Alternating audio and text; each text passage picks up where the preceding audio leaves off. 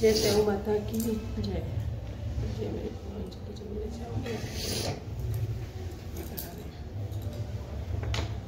स्याऊ माता की जय। गोवर्धन पूजा अन्नकूट महोत्सव। दीपावली के अगले दिन कार्तिक शुक्ल प्रतिपदा को यह पर्व मनाया जाता है। इस दिन घर को में गोबर द्वारा गोवर्धन पर्वत श्री कृष्ण बालों की आकृति बनाकर उनका नवीन अन्न जिसे अन्नकूट कहा जाता है इसे पूजन कर परिक्रमा की जाती है। तेल का दीपक प्रज्वलित किया जाता है। बलि पूजन व मार्गपाली पूजन भी इसी दिन होता है। गोवर्धन पूजन की शुरुआत द्वापर युग से हुई थी। यह ब्रजवासियों का प्रमुख पर्व है। अगले दिन महिलाएं गोवर्धन पर गाय का बछड़ा खुदवाकर उसे गोबर से उपले बनाती हैं और पशुपालक इस दिन अपनी गाय बछड़ों को सजाते हैं। अगले दिन जो गोवर्धन पर गाय का बछड़ा खुदवाकर उस गोबर के उपले बनाते हैं और पशुपालक इस दिन से अपनी गाय बछड़ों को सजाते हैं। जय माता।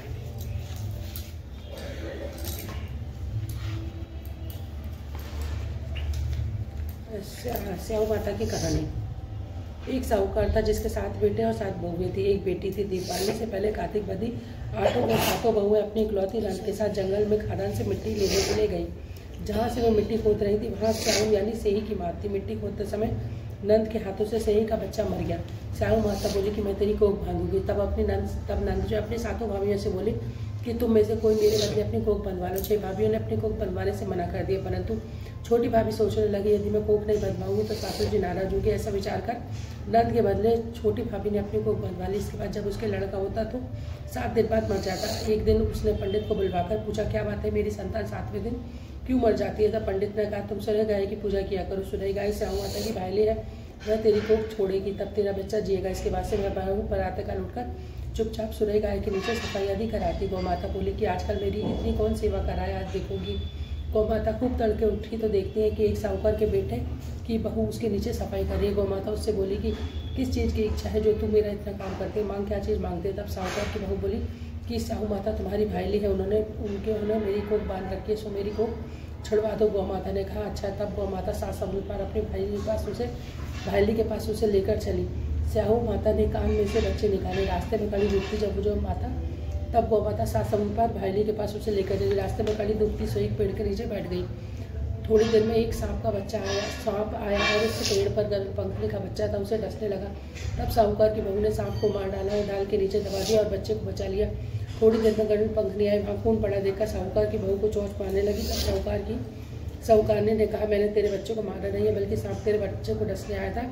मैंने तो तेरे बच्चे की रक्षा की है। यह सुनकर साहूकार की गरुड़ पंखली बोली कि माँ क्या चीज़ मांगती है? तब वे बोली 7 समुद्र पार स्याऊ माता रहती हैं, तो मुझे उनके पास पहुँचा दे। तब गरुड़ पंखली ने दोनों को अपनी पीठ पर बैठाकर स्याऊ माता के पास पहुँचा दिया। स्याऊ माता उन्हें देखकर बोली, आ बहन, बहुत दिनों बाद आई। फिर कहने लगी, बहन मेरे सिर में बहुत सारे जुएं पड़ गए। तब सुरई के कहने पर साहूकार की बहू ने उनकी जुएं निकाल दी। इस पर स्याऊ माता प्रसन्न होकर बोली, तूने मेरे सिर में बहुत सिलाई दे दी है, इसलिए तेरे 7 बेटे और 7 बहुएं होंगी।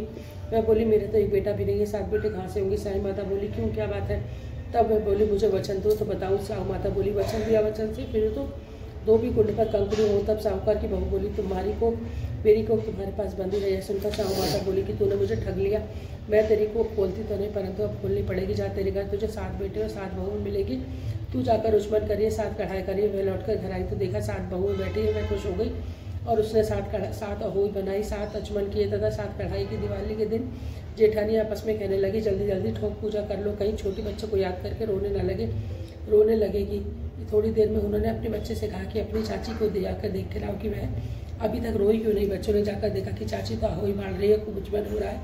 यह सुनते ही जेठानी चौड़ी उसके घर गई और जाकर कहने लगी, तूने कोख कैसे छोड़वाई? वह बोले, तुमने तो कोख बंधवाई नहीं, मैंने बंधवा लिया। अब स्याऊ माता ने कृपा करके मेरी कोख खोल दी है। स्याऊ माता जिस प्रकार उस साहूकार की बहू की कोख खोली, उसी प्रकार हमारी भी खोली है, सबकी खोली, कहने वालों की तथा अहंकार भरने वालों की, सब परिवार की कोख खोली है। स्याऊ माता की दूसरी कथा बहुत पुराने समय की बात है। भारतवर्ष में एक राधातिया नामक नगर था। उस नगर में चंद्रमा नामक साहूकार रहता था। उसकी पत्नी का नाम चंद्रिका था। वह बहुत गुणवानशील और सौंदर्य और चरित्रवान और पतिव्रता स्त्री थी। उसके कई पुत्र और पुत्रियां हुए, परंतु वे सब छोटी अवस्था में यमलोक को चले जाते थे। संतान के इस प्रकार मर जाने से वे बहुत दुखी रहती थी। वे पति मन ही मन सोचा करते थे कि हमारे मरने के बाद इस वैभव को कौन अधिकारी होगा। एक दिन दोनों ने निश्चय किया कि सब धन आदि त्याग कर जंगल में वास किया जाए। तब दोनों दूसरे दिन सब घर बार भगवान के ऊपर छोड़कर जंगल में के लिए चल दिए। जब चलते चलते थक जाते तो रुक रुक कर आगे बढ़ते। इस प्रकार चलते चलते वे बद्रिकाश्रम के समीप एक शीतलकुंड पर पहुंचे। वहाँ पहुंचकर वे दोनों अन्न जल छोड़कर मरने के लिए बैठ गए। इस प्रकार बैठे बैठे उन्हें 7 दिन बीत गए। 7वें दिन आकाशवाणी में,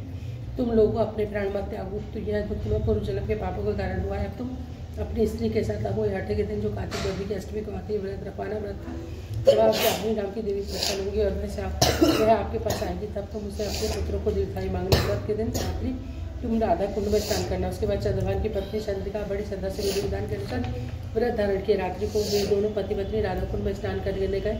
जब साहूकार स्नान करके वापस आया तो उसे अभी नामक देवी ने दर्शन दिया और साहूकार से वर मांगने को कहा। तब साहूकार ने वर मांगा कि मेरे बच्चे कमायु में ही देवलोक को चले जाते हैं, तब उन्होंने दीर्घायु होने का वरदान दो।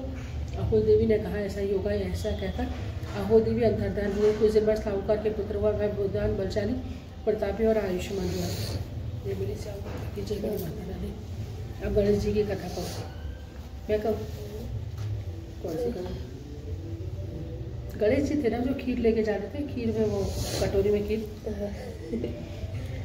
ये गणेश जी थे। वो जो है वो इतनी सी छोटी सी कटोरी में इतने से चावल और इतने से दूध लेके जा रहे थे। बोले थे कोई मेरी खीर बना दो, कोई मेरी खीर बना दो। तो एक वो थी, एक बुढ़िया औरत थी, तो उसने बोला कि ला मैं तेरी खीर बना दूँ। तो उसने बोला कि तो जैसे ही वो चावल जो है भगोने में डालने लगी तो चावल बढ़ते गए बढ़ते गए बढ़ते गए। दूध डालने लगी, दूध की भी धार जो है बढ़ती गई बढ़ती गई बढ़ती गई। तो उसने खूब सारी खीर बनाई। और फिर जैसे ही खीर बनाई तो उसके बाद क्या हुआ, उसकी बहू थी, उसने सोचा कि मैं खा लूँ। और भगवान जी आए नहीं। गणेशा को सास ढूंढने चली गई। और जब वो भगवान जी आए नहीं तो बहू ने क्या किया, भगवान जी का भोग लगाया और खीर खुद खा ली। फिर उसके बाद जब वो सास जो है जब उनके पास पहुंची गणेशा के पास, तो उसने बोला कि भाई कि मतलब कि